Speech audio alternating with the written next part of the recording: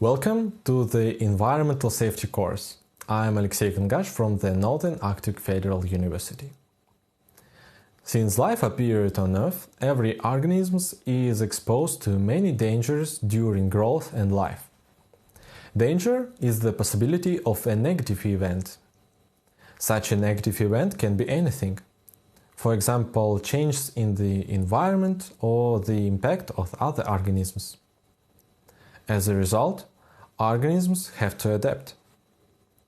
Examples of these can be insects that can be completely invisible in the environment, which saves them from predators, or cactus structure features that make them reservoirs for water, which helps them to withstand the heat of 60 degrees Celsius. If organisms is unable to adapt, it is likely to die. We all know this. This is how evolution works. But now, the problem is that the environment is changing too fast, and these changes are significant. The environment is also polluted, and humans have responsibility for that. Every year, the population of the planet is increasing, and the needs of people for territory, food, and energy are increasing too. For many years, humanity has spent natural resources without thinking about the consequences. Perhaps it is time to do it, because by changing the environment, humanity puts itself in danger as well. We all strive for a state of security. Security is a state or situation in which nothing threatens or can harm the system. Have you ever thought about whether life on Earth will be safe for humans 10 years from now? And what about 100 years? You can put the video on pause and write a list of factors that you think will determine human security on the planet. Unfortunately, there is no right answer to this question, as it is impossible to predict the future quite correctly. However, some threats to global safety have already been identified, which of course are not only environmental. So, let's take a look at some of the main threats. These can be military threats, which include global nuclear war, weapons proliferation, measures war, and local conflicts. Economic and social threats are mass poverty, hunger, economic collapse, excessive population growth, and pandemics. Environmental threats, which include changes in atmospheric composition, pollution of fresh water and oceans, deforestation, and industrial anthropogenic threats. According to the type of threats, different safety categories are identified. In our course, we will consider environmental safety.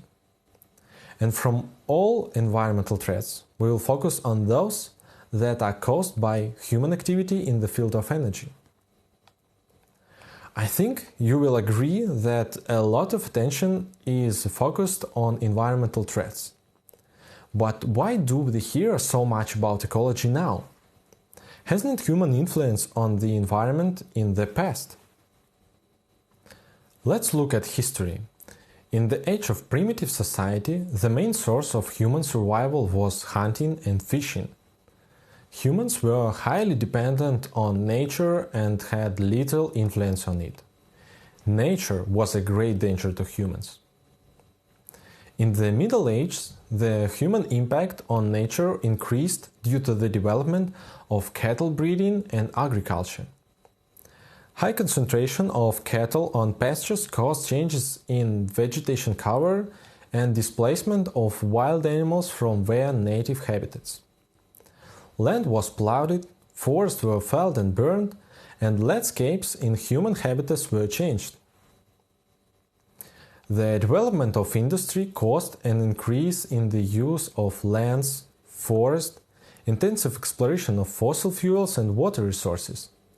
In addition to the depletion of natural resources, the development of industry has created a new problem: environmental pollution.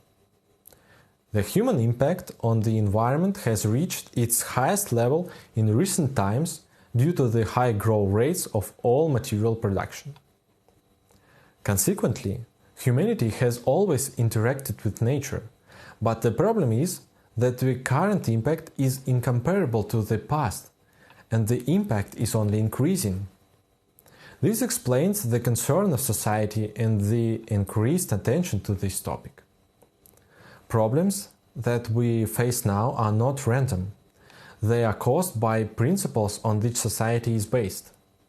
Some principles were formed under the influence of humanism ideas.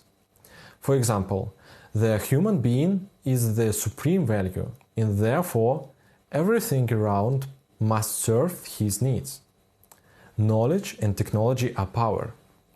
Free economic market and the diversity of goods and services have also affected the environment situation.